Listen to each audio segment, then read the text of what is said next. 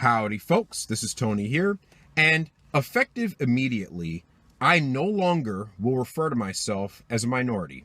I no longer will refer to myself as a person of color or any of those generic race-baiting descriptors out there. And let me tell you why.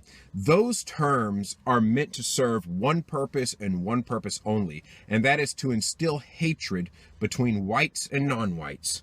When I refer to myself, I am a Native American who happens to have some mulatto ancestry, some Irish ancestry, and some Mexican ancestry. But I will call myself an Indian and nothing else. I am not a minority. I'm not a person of color, because think about these terms. The term minority is meant to be a term that creates animosity against white people for no reason. It's like, oh, I'm a minority. The term minority has a connotation of, oh, you're just automatically disadvantaged. That's not true. You have plenty of black-owned businesses in this country, but unfortunately, Antifa and their terrorist partners, Black Lives Matter, are burning them down, which makes absolutely no sense whatsoever. You know, the Black Lives Matter, you look at the stuff that they believe, if you check out their website, they are a sodomite terrorist organization who basically wants to form a lynch mob and destroy white people. So that's not something I want to be a part of. I grew up in Washington, D.C. around people who think like this, and these same people would pick on me for being part white. And they would say that the only way I could ever be socially acceptable would be to disavow my white ancestry and take up anti-white sentiment. I refused to do that. Therefore, I did not fit in a lot of those circles. Here's the thing.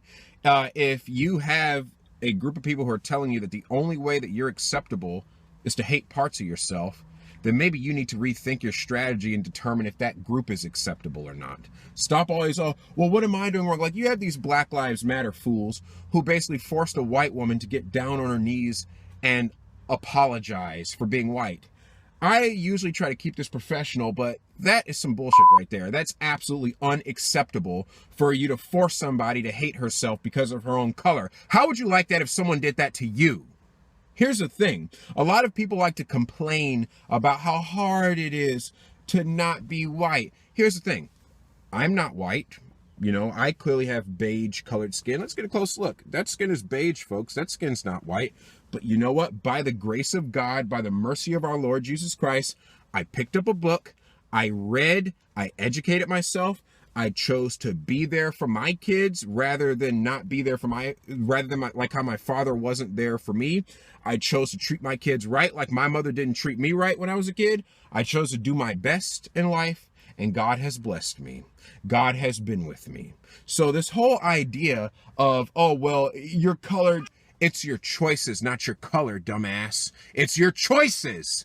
Make good choices, and your people will do better, because your actions have consequences. So stop walking around whining about how hard it is to be whatever color you are and just be the best person you can be. Okay? So no more of this BS. Oh, well, slavery. It was 400 years ago. Get over it. Okay? Everybody's been a slave at some point. The Roman Empire kept white slaves. Native Americans were exterminated.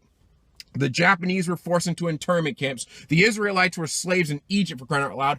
Every group has been oppressed at some point.